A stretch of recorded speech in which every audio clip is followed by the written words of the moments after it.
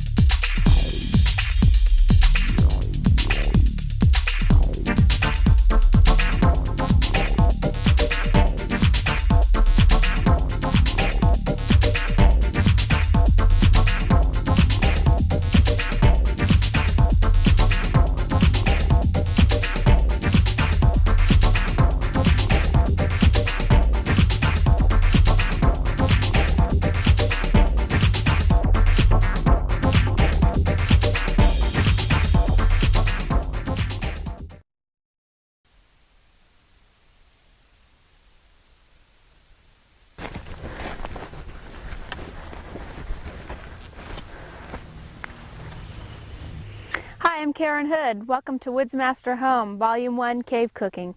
Woodsmaster Home is a companion series to our Woodsmaster series featuring my husband Ron.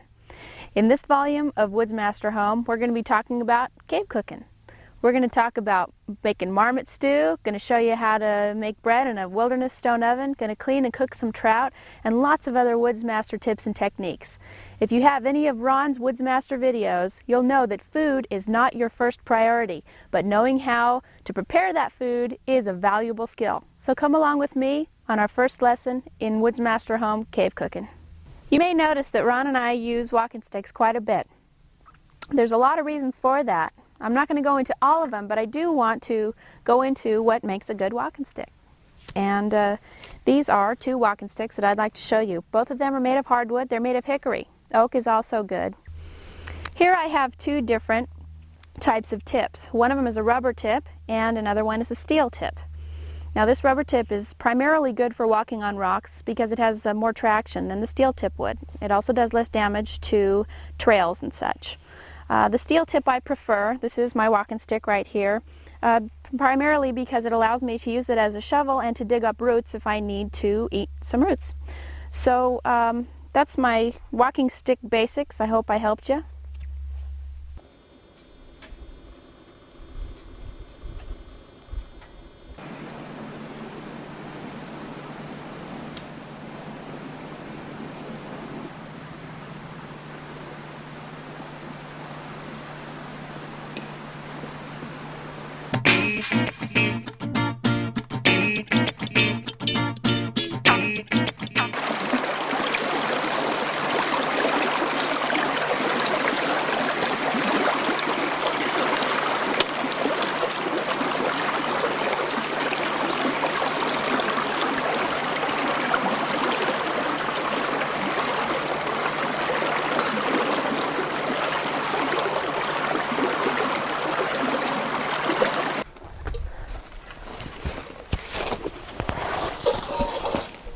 Well, looky here.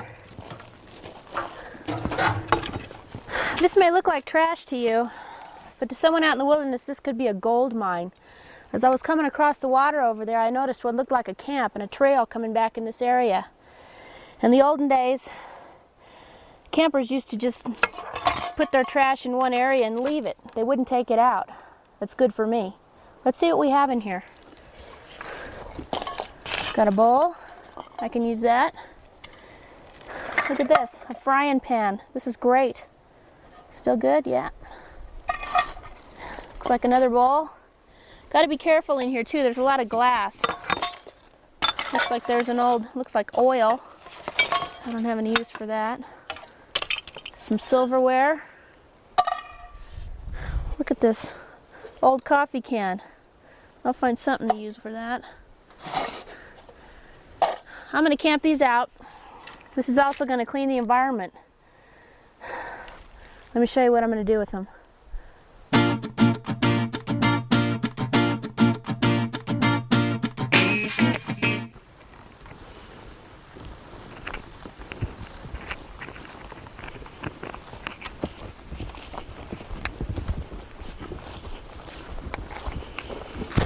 This is one of my favorite plants, and Ron's too, because when you use it as a tea, it helps relieve the symptoms of PMS. This plant's name is yarrow, and it's found all over the world. It's found in moist areas near streams or in meadows. Historically, it's been used as a medicinal herb. It's been used as an eye wash, and when placed on wounds, it helps coagulate your blood so it stops bleeding. And it's also used as a tea and can be used as a tobacco substitute. The tea is actually quite good, and it tastes similar to green tea if you've ever had that. And this happens to be one of my favorite plants. This is about how much of the yarrow leaves that you need to make about a quart of the yarrow tea.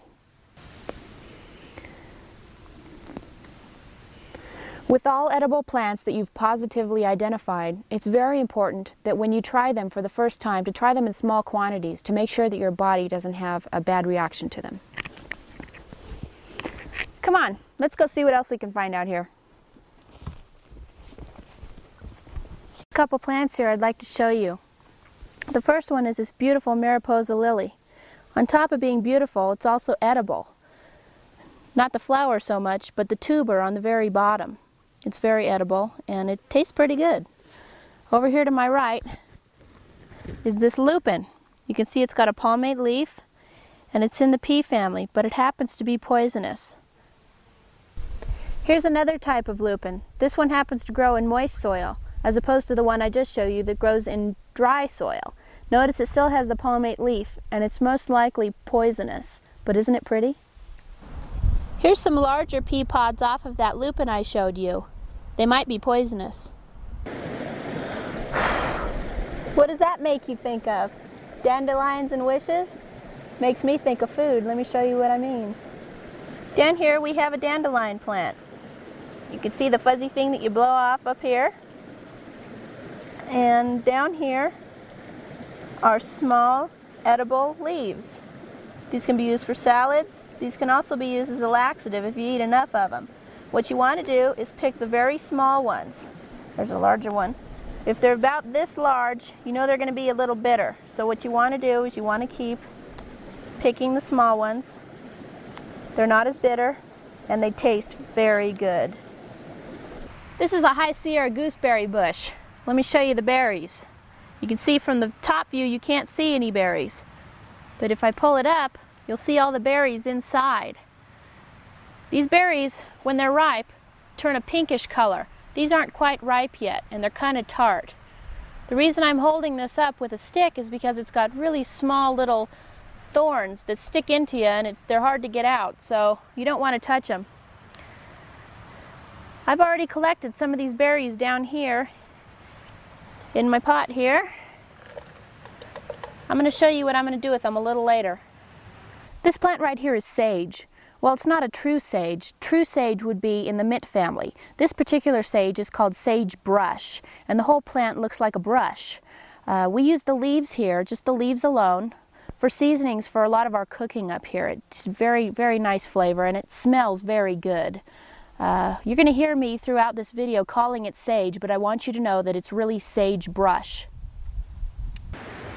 Whenever you see a tree stump like this that's been torn apart, think in terms of bears. A bear might have torn this apart, and he might have been looking for food. That leads me to believe that there might be something in here for me to eat as well. Let's check it out. Yuck! All right.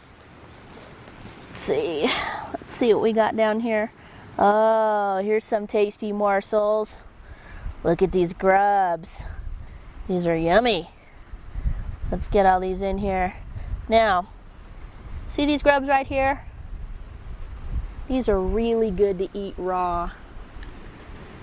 Taste kind of like almonds. You can either eat them raw like this, or we can gather some more and I'll show you what else we can do with them.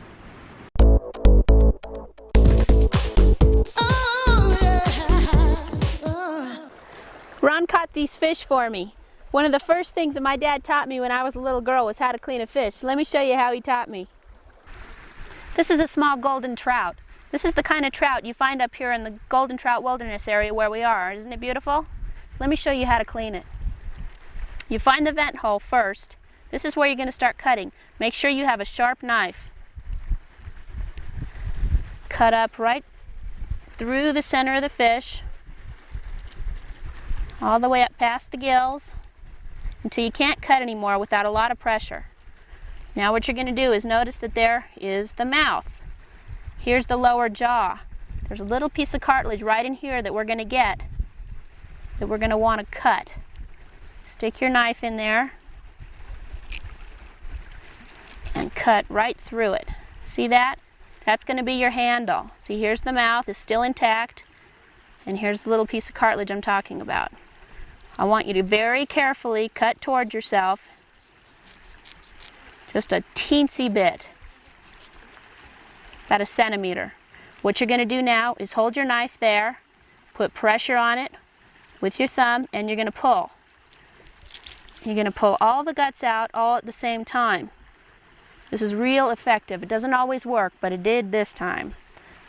I'm going to put all the guts in here. If you notice, I'm using one of the bowls that I found up there at the cowboy camp. It's a real useful tool. Now, the fish isn't completely clean yet. You'll notice on the inside there's still some blood. When I'm done cleaning the rest of these fish, I'm going to take these down and I'm going to show you how to clean that blood out of there and put this in the water and keep it cool until you're ready to use it later. I wanted to point out that these guts in here would make great bait for some traps. I also wanted to show you these eggs in here. Some of the fish that I gutted had eggs in them. These are very nutritious. You can either eat them fresh, raw, make sure they're fresh if you're going to eat them that way, or you can add them to soup. They make great flavoring for your soup. Come on, Fish.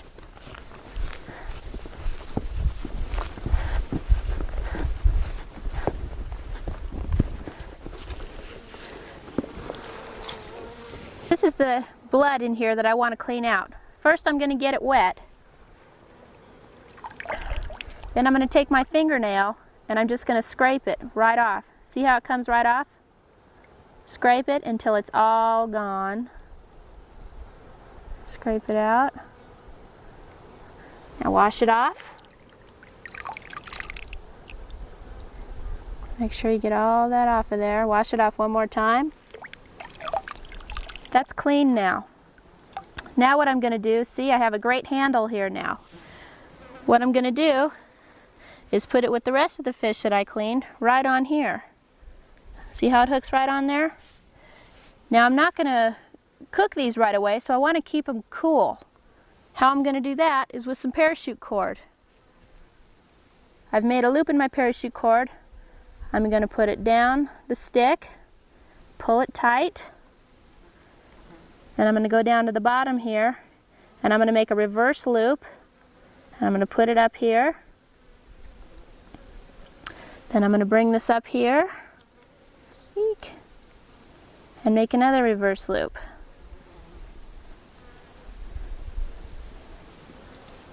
And tie it off. There we go. Now that's ready. I can just tie that to a branch and let it wade in the water and it'll keep it cool until I'm ready to use it. Now where's my knife? Here it is. Look at this. I covered my knife up. The only way that I could find it was because I put this brightly colored cord on it. This is what I do with all my tools that I don't want to lose. If I lost my knife, I'd be in deep trouble. There's a lot of ways to skin an animal. The way that I'm going to show you right now is sometimes called the H cut, and what I like about this cut is that it allows me to save the skin if I wanted to tan it. So let's get started. I'm going to demonstrate that H cut with this squirrel. First, what you're going to do is cut off the hands and the feet at the knuckle. All 4 of them. You can see where you cut. The line that I'm making is where you're going to cut. Then you're going to want to cut off the head right at the base of the neck. Then what you're going to want to do is make an incision from the lower abdomen towards the chest, straight up the middle. Be sure not to cut in too far into the intestines, because the intestines, if you cut into the intestines, it smells really bad, and sometimes it can make your meat taste kind of sour. So after you've made your incision all the way up to the chest, you'll make incisions out towards the end of each leg, the front, and then at the back. And that's your H cut right there.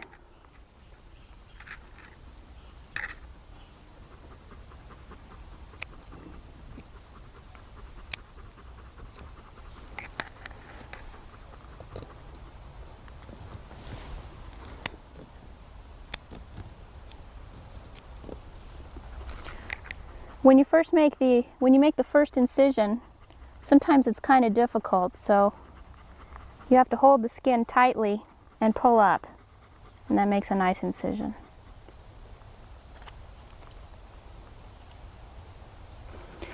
I've been using a blade to skin this animal, but as you saw with the feet, I used the scissors on this Gerber multi-tool to take the feet off, and it's nice for skinning, especially small animals like this. So.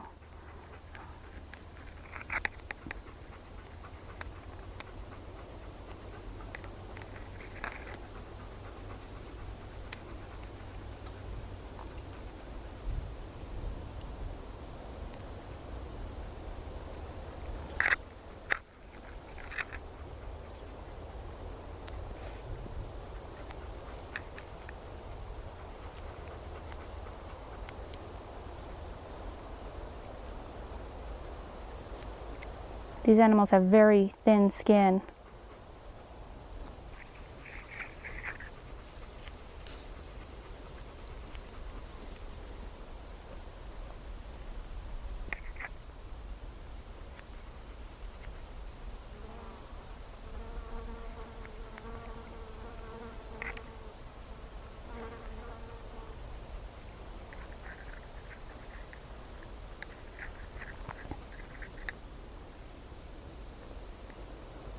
You can see the skin coming off very easily from the leg.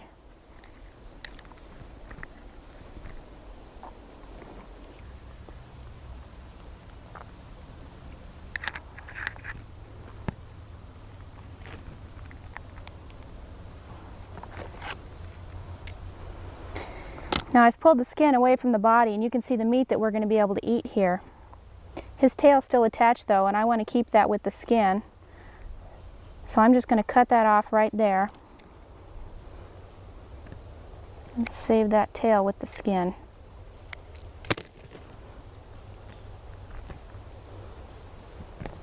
And here we have the meat we're going to eat. And here's the skin, all intact with the tail. Now we're going to cut up the rib cage and take the intestines out.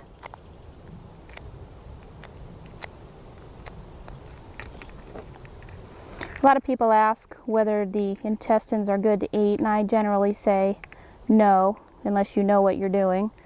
A good thing to do to see if the animal is healthy is to look at the liver, if you know where the liver is inside the animal, and see if there are any spots or any discolorations. If there are, you probably shouldn't eat it. This one looks pretty healthy, but I recommend not eating it. Just eat the good meat on the outside. We're going to take these out and either bury them if you don't want your animals or your dogs like we have out here to get to them, or you can use the intestines as bait for traps.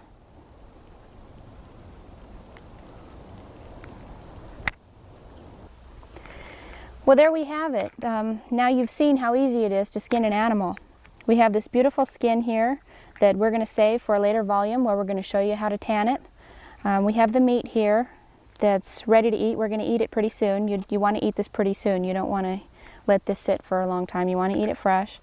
And we have these little feet here, and they're good for picking your teeth and, you know, scratching. Just joking. We also have this Gerber tool here, and this helped me out a lot. I think that you're ready for marmot stew now. A word of warning, when you're going to be in contact with any animal that you've trapped or killed, it's important that you keep it away from your body, because a lot of times these animals carry ticks or fleas or other insects that can bring you disease. So what I like to do is carry an animal into camp on a stick away from my body, and when I get into camp I like to let the body cool off so the insects jump off of the body.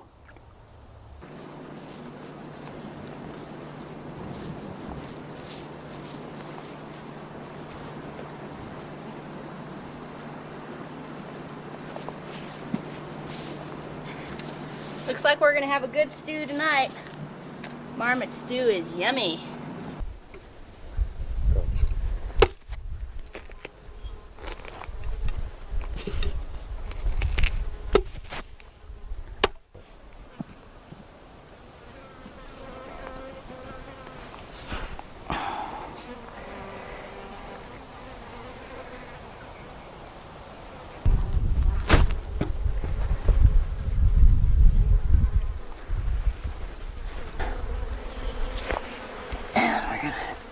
Let the guts go in there.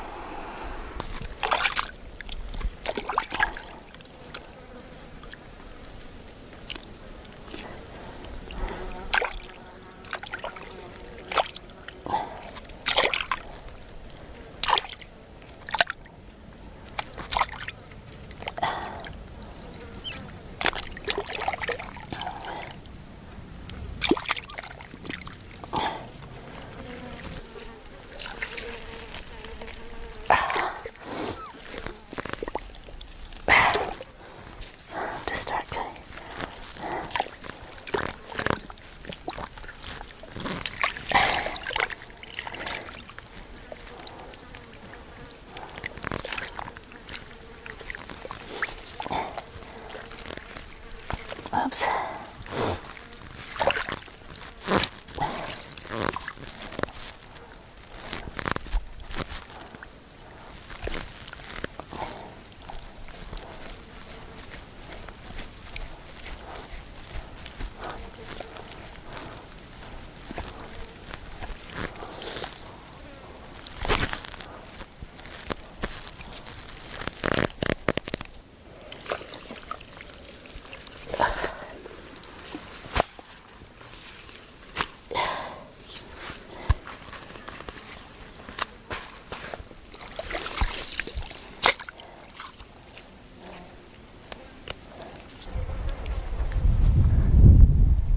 You know, I used to think trapping these things was disturbing until I had to clean it.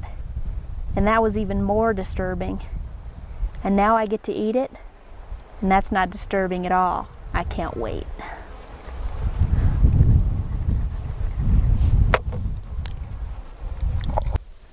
Well, here it is. This is all the meat off of that marmot. That marmot looked big. Well, it still had fur on it, but they're mostly guts. This is about all the meat you're going to get off of one of those little things. Let's go cook it up. Hey, welcome to my fire. It's nice and warm here. My doggie's enjoying herself. I got my stew. I didn't have anything to stir the stew with though, so I'm making some chopsticks out of some willow that I cut. Now, let me show you what I picked up to put in the stew. Remember those dandelion greens? These are going to go very, very good in here. It's going to make it really tasty. I also went ahead and picked some sage. Not too much of it though, because, you like that, Sush? Not too much of it though, because it's got a very strong flavor. And all you're going to do is take the leaves off, put a few in there. Well, this fire's almost ready, and my chopsticks are almost ready. So, Let me finish them.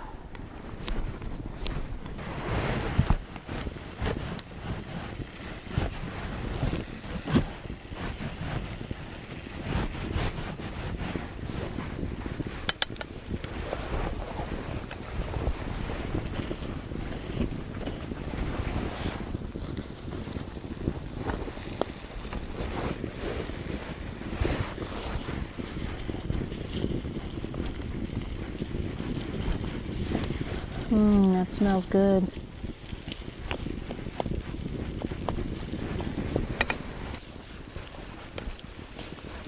I told you I'd find a use for this old frying pan somewhere. This is that old frying pan that we found over there at that camp. I'm protecting the handle, if you notice, by keeping it over here in the dirt. This stops it from being in the flames and melting. So, gonna keep stirring here. Gonna make some good marmot stew. The key to cooking on a fire like this is coals. You don't want to have the flames directly underneath here. These coals are gonna warm this plate up really good. When this gets down to coals, I'll skirt it back on over here underneath the pan, and it'll make that pan hot so I can cook this marmot.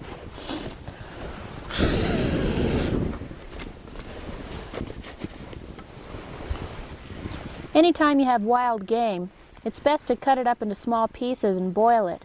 Or better yet, cut it up into small pieces and fry it first and then boil it like we're doing here. Now I'm going to add a little bit of water to this and let it start stewing.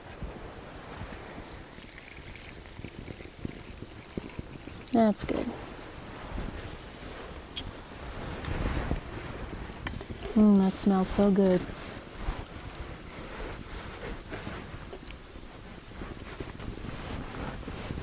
Well, now that this is boiling, I have a little test I'd like to share with you. I test this meat to see if it's done. I grab it in between my chopsticks and I squeeze it, and there's no red that's coming out, so I know that's probably done. It's also quite firm, so I think my marmot stew is almost ready to eat.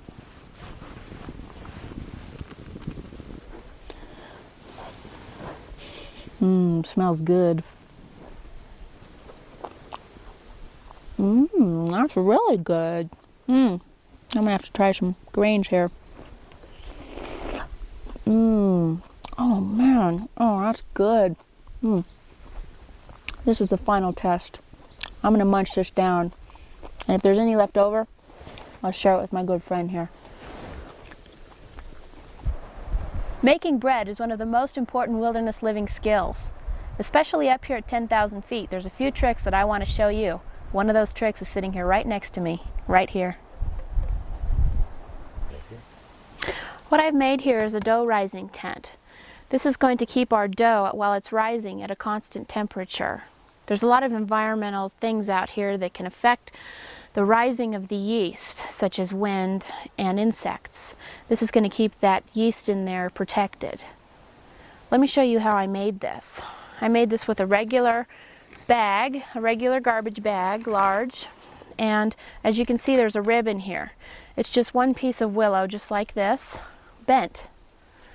What I've done is I've tied parachute cord off at the very top of the bend, and I've tied it off on each side to make a little tent in here. There's one more thing I want to show you before we get going on this yeast rising. This is the door to the tent. This is the front of the tent. Let me take this off. Now, I've put a frying pan in there, that frying pan we found in there, just so you can see where we're going to put the yeast as it's rising.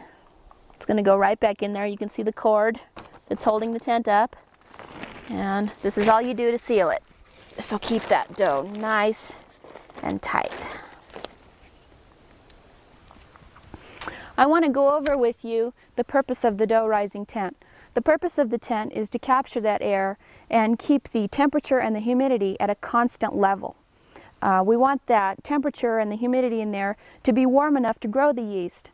If it's too hot, it's going to kill the yeast, and if it's too cool, the yeast isn't going to grow at all. So if this is the first time using the dough rising tent, just put it in an area you think might be good. Put a wet rag in there so it'll produce some vapors if it gets warm enough in there, because you want it to be a little humid, and check it in about 10 to 15 minutes. Leave it there. 10 or 15 minutes, half an hour, it doesn't matter. Open it up, put your hand in there. If your hair is burnt off, you know it's too hot. What you want it to feel like in there is a hot day in Alabama, real warm and real humid. If you put your hand in there and there's no humidity and it's kind of cool, you know you need to put that in a warmer place. Before we make the bread, we have to make some starter. And before we can make some starter, we need a container to make it in. So let me show you a little Woodsmaster tip. It starts with this piece of foil that I folded into quarters. You take a canteen or something else with a bowl-like shape, you put it in the center, and you fold up the corners. Fold up all the corners, and then you push it in. You want to make that form stick. Now you can take this out and fold down the corners, and you'll have a little cup. Now that we have our cup finished, I'm going to show you how to make the starter. Up here at 10,000 feet, from experience, we know that this is the best way to do it. Let me show you how to do it. You start with a package of active dry yeast. There's about 1/4 ounce in here. Add that to your cup. We're going to add equal parts of sugar. It's about 1/4 ounce. Now you're going to add to that roughly 1/4 cup of water, and you're going to stir. I'm going to use my handy dandy chopsticks. You're going to stir that up really nice, and then we're going to add this to our tent and let it rise. Just a note, I wanted to let you know that the water that I used in here was purified, but it didn't have any purifying chemicals in it. It had no iodine or any of those other chemicals that can be used to purify water. If I wanted to, I could have used water out of the stream, because the baking process is going to kill all those bacteria that's in here anyway. It's also good to put water in your starter that's a little warm, not cold. It'll make the yeast rise a little faster. Quick tip for cooking up here at 10,000 feet. The boiling temperature of water up here is quite a bit different than at sea level. At sea level, water boils at 212 degrees Fahrenheit. For every 1,000 feet that you go up in elevation, that boiling temperature drops 1 degree Fahrenheit. So up here at 10,000 feet, our boiling temperature for water is going to be 202 degrees, not 212. So you're going to have to cook your food a little while longer to get it completely cooked. Now what are you going to do if you don't have a packet of yeast? How are you going to find that yeast? Take a look at this. The ground is littered with these. What are they? They're juniper berries, and they're a wonderful source of yeast. You'll notice that they're covered with a white substance. That's your source of yeast. Let me wipe that off a little bit, and you can see how it comes off into my hand. What you're going to do is put this berry in your starter with the flour and the sugar and the warm water, and in a few days you'll have a nice batch of yeast rising just because of this berry. Here's the actual berry on the juniper tree, and if you've seen any of Ron's videos, you know that juniper trees have great bark for starting fires. Now say you don't have a juniper tree, or you have a juniper tree that doesn't have any berries on it. Well, you can experiment at home using different sources of yeast. Any fruit that has any kind of a white coating on it, such as plums, some apples have it, cherries, and grapes. You can experiment with all of those in your starter batch, and in a few days you'll see which ones work best for you. This is the largest supply of yeast, the air. The air is filled with spores, and all you have to do is capture just a few of them. Here's an example. I've captured yeast from the air to make the starter. First, what I did was I made a foil cup. Then I added just flour and sugar and a little bit of warm water and stirred it up. The process of capturing yeast out of the air requires air circulation. So instead of putting this into an airtight dough rising tent that's made of plastic, I covered it with a piece of cloth. This keeps the insects out and allows the circulation to carry those yeast spores in here. If you don't have time to make the dough rising tent, I have a quick tip for you. If you're only making a small amount of bread and you need a dough rising tent, you can use this Ziploc baggie. This will be your dough rising tent. You just slip your starter or your bread in there, and you can take an ordinary stick that you found on the ground and place it inside to make a tent, and then seal it up. What's good about this is that it's see-through and it's portable, and you can see when the yeast is rising, and it keeps that moisture in there. This is ready to go in here now. I'm going to put it way back in here. There. Nice.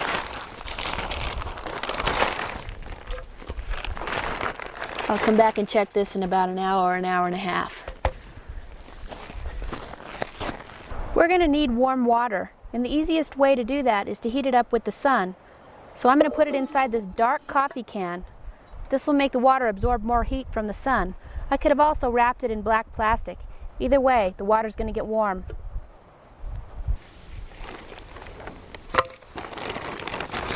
Let's see how this is. Oh, that looks good. We should go get the flour ready now. Okay, now I'm going to add this yeast to this flour. Make sure it all gets in there and stir it around a little bit. Incorporate it a little bit. Now I'm going to add a little bit of water. You don't have to worry about, this is warm water. You don't have to worry about any proportions right now. Generally I say equal parts water to equal parts flour, but we should worry more about consistency. Add a little bit of water at a time. It should be wet enough so you can form it, but dry enough so it doesn't stick to your fingers. So I'm going to mix this up here. Needs a little bit more water. And just do this until we get the right consistency.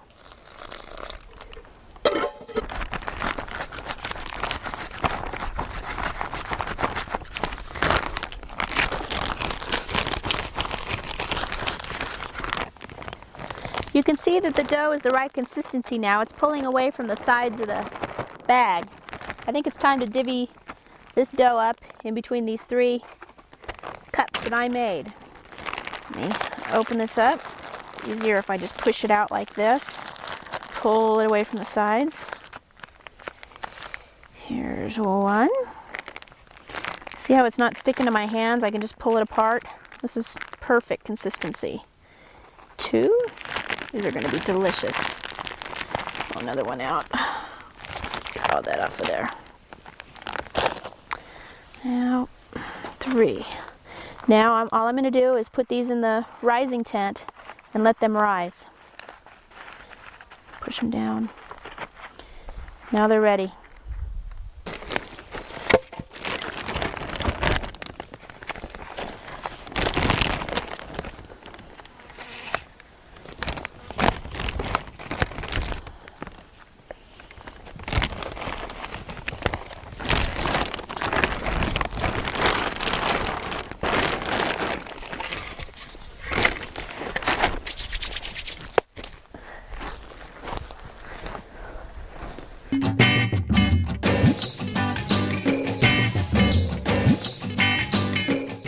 I bet you're wondering how we're going to bake this bread, huh? Well, what we got here is an oven we've had up here for quite a few years. We use it on and off throughout the summer. As you notice, it's got a nice top on it, and it's got rocks all the way around it. We do have some air holes, though, that we need to fix before we can cook on this thing. And also, if you notice, inside here, there's a rock on the bottom. Covers almost the whole bottom of this. We're going to make a flame and make a fire right on top of that. When it gets hot enough, after it's cooked for about an hour, it'll be hot enough. We'll move all those coals off to the side and we'll have that flat rock to bake on. We'll just put our bread in there and it'll bake up nice. So, but first, we have to fix these air holes and seal it off. That's what I'm going to do now.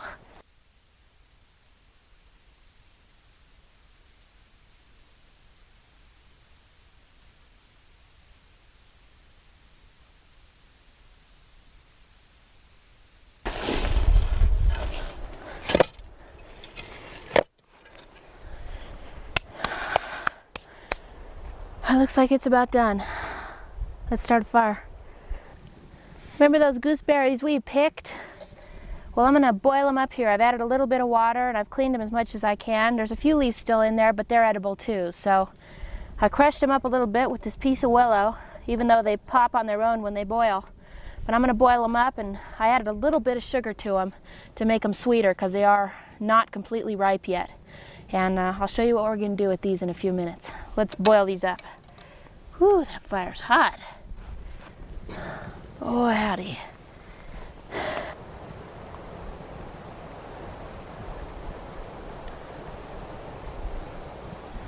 Remember these tasty morsels? We're not going to eat them raw this time though. I'm going to cook them up and I'm going to add them to one of our breads. And the gooseberries I'm going to add to one of our breads too. So since I have 3 loaves, I'm going to have 1 protein bread, 1 gooseberry bread that's kind of sweet for dessert, and 1 plain bread. So let's go ahead and I don't want these wiggling inside the yeasty dough because they'll make it flat. So I'm going to take the wiggle out of them.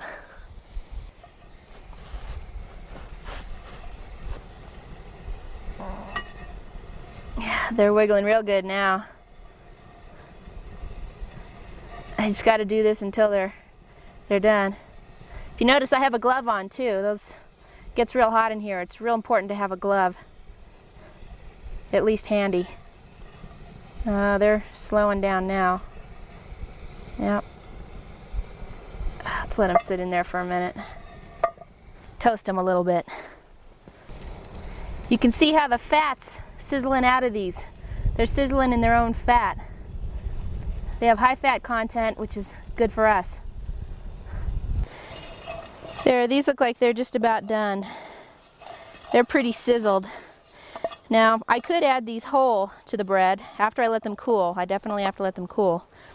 But what I'm going to do to lower the gag factor is mush them up. I'm going to mush them up real good, and hopefully they'll be pasty in a paste by the time I'm done mushing them up, and I'll add them to the flour on their second rise. So I'm going to go ahead and mush this up, and then we'll add them. These grubs look like they're just about mushed up enough now. Those gooseberries have to come out of that fire somehow, and it's really hot. That wire on there could burn through even these. So I've made one of these. I've made some tongs. I can use them as tongs to get things out of the fire. And I've also made a hook in here so I can actually hook this on the wire and pull it out. Now this was made out of willow, and it was made out of a fork in the willow. So let's go use these.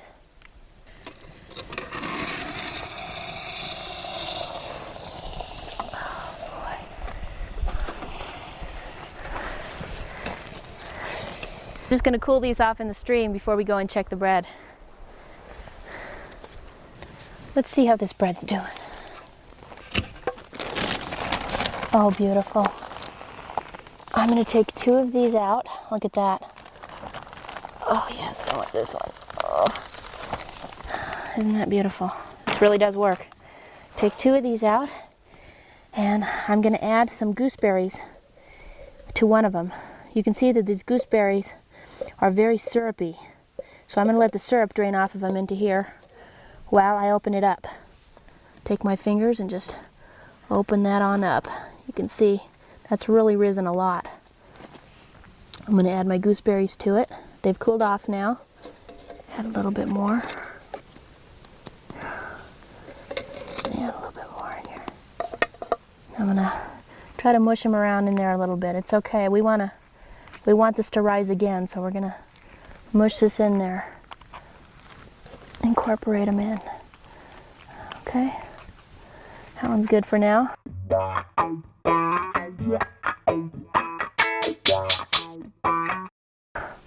Now it's time to add the protein powder to this one. I'm going to open it up with my thumbs here, and I'm going to add my wonderful protein powder. This is delicious. Add some more, and I'm going to mush this around as well and incorporate that into that. make sure. All right. I think those are about ready. I'm just gonna put them back in here and let them rise again. Oh, I have to push this one down too. That's good. And we're done. Wait another hour, and then we'll bake them up and eat them. Yummy. Well, we're not just having bread for dinner, we're having these beautiful golden trout too. I've taken them on a piece of foil, cleaned them properly, and added some sage leaves to them. Just a few, just to flavor them. I'm going to cover them up like so, flatly, and I'm going to seal off the edges. And I'm going to put them in the fire, and I'm going to show you a really neat trick on how to tell when a fish is done cooking.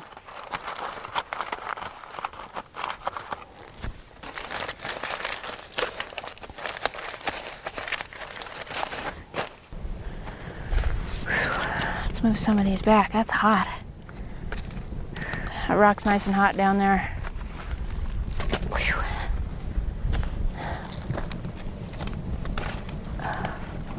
There we go. Let that cook on that side for a little bit.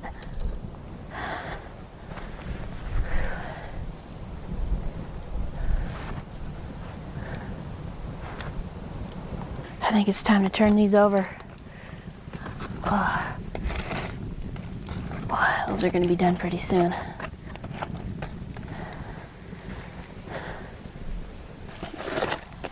Wow, these look like they're about done. Ooh, they're coming apart up there.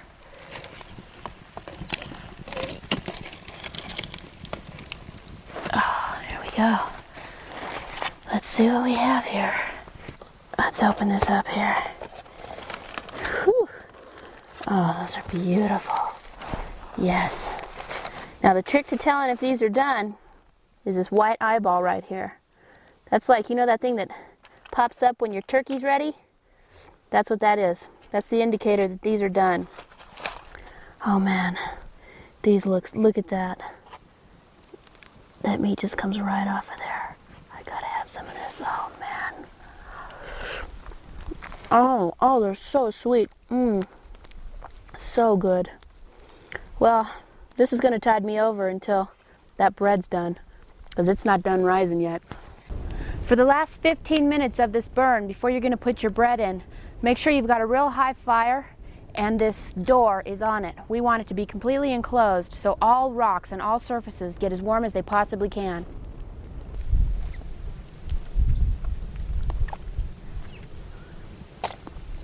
Oh, that's heaven.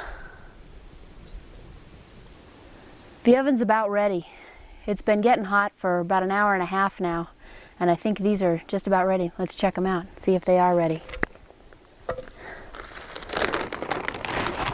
Oh wow, look at that. That's the berry one. Oh, and that's the protein power one. And oh, this one did okay. Not as good as these two. First I have to remove this door. It's very hot and it's very heavy. Oh, look at that. Whew. I'm gonna move these coals out of the way to expose that hot rock that we're gonna be cooking on. It's right back there. Whew, that is hot. Whew. I'm gonna use my tongs here to put these in. Oh, jeez. Ow.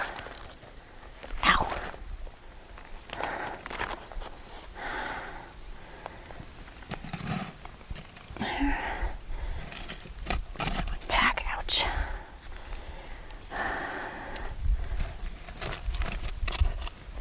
I'm gonna put this door back. Smells good. I wanted to point out that I left a little area in here that isn't covered by rock.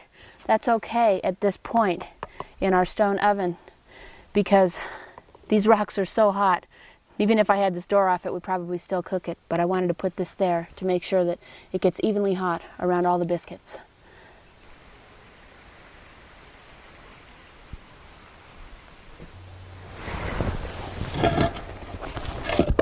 That looks good.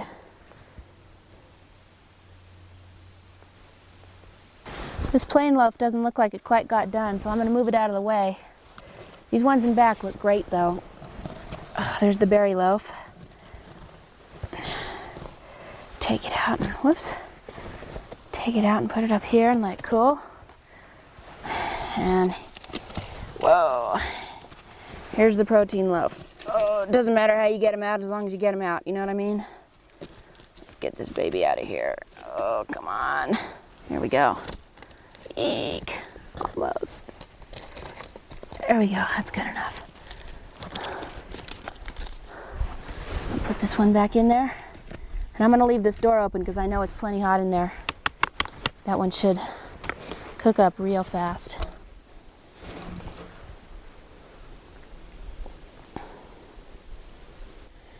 These are done, and they smell so good. I've opened them up here to let them cool. You can see how well done they are. They look delicious.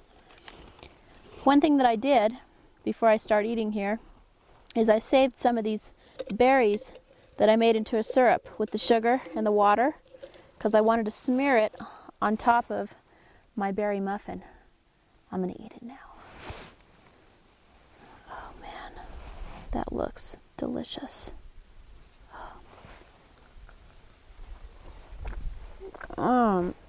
If you don't want to go through all the time and trouble of making a stone oven like we just did, I have a quick tip for you. It starts with a tin can like this. It can be large or small depending upon what you want to cook in it. This is actually going to be your oven, and it's sometimes called a hobo oven. You're going to take your can and you're going to nestle it down into your regular campfire coals. You don't need an oven for this because this is going to be your oven. Your bottom surface that you're going to be cooking on is going to be a flat metal piece, or it could even be a flat rock, just as long as it goes easily in and out of the can. This happens to be the top of a sardine can. I'm going to place whatever I want to cook on top of this sardine can, put it inside the oven, and I'm going to cover up the front with a rock, foil, or any other kind of object that you can cover it with. This is going to cook just like an oven. It's going to be hot on all surfaces. When it's done, you just pull it out very carefully with a stick or with your gloves, and your food should be done. This is called the hobo oven. This is a companion to the hobo oven. It's called the hobo stove. There's probably dozens of names for this stove, but I like to call it the hobo stove, and let me show you what it's all about. Right now, it's holding my whole cook set. I have my tongs, my 1-pound coffee can that I like to cook with, and my grill that I've made out of fencing wire that I found along the trail. I've punched several holes in the bottom of this coffee can along 1/2 of the bottom of the rim, only on 1/2.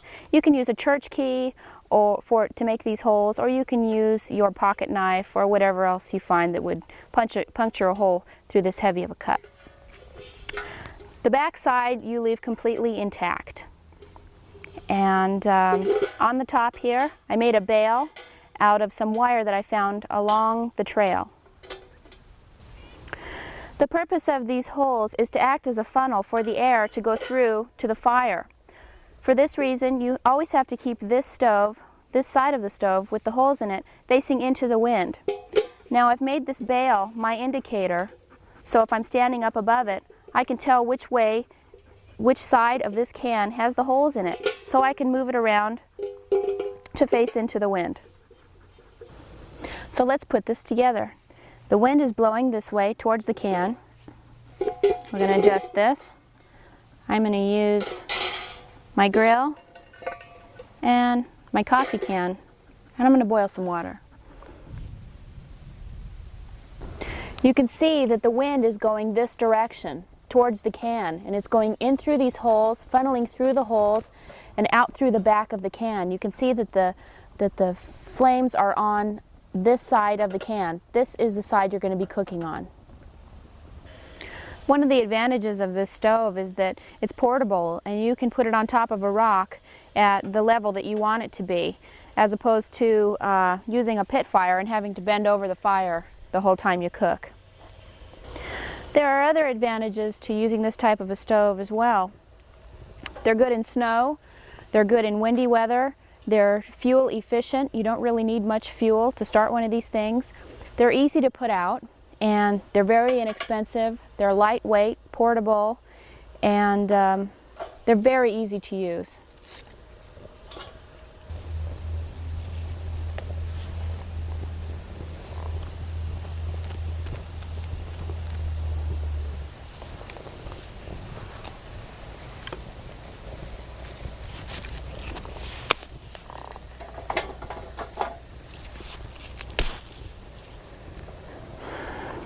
I guess one of the reasons Ron and I like this hobo stove so much is that after we're out for a long day's hike, 10-hour hike, we start asking ourselves questions. One of the questions that we ask ourselves is, do we want to expend the energy that it takes to bring these boulders over around a pit fire, or do we want to carry this along with us and start up our fire as soon as we get into camp?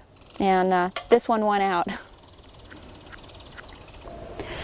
When the fire inside starts looking like it's not getting enough air and you know there's fuel in there still to burn, what you need to do is stick a stick in here to make sure that these holes down here are clear so they can transport the air up into that fuel. If that still doesn't work, what you can do is clear them out and blow through them.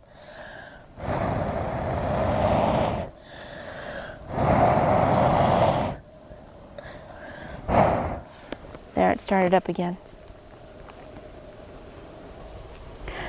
Whenever you have fuel for your fire and it has bark on it, be sure to take the bark off, because it makes the wood inside here burn hotter with less smoke.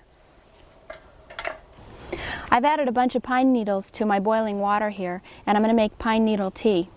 What I'm going to do is let this steep for about 10 minutes and then cool off before I drink it. You can use just about any kind of pine for this.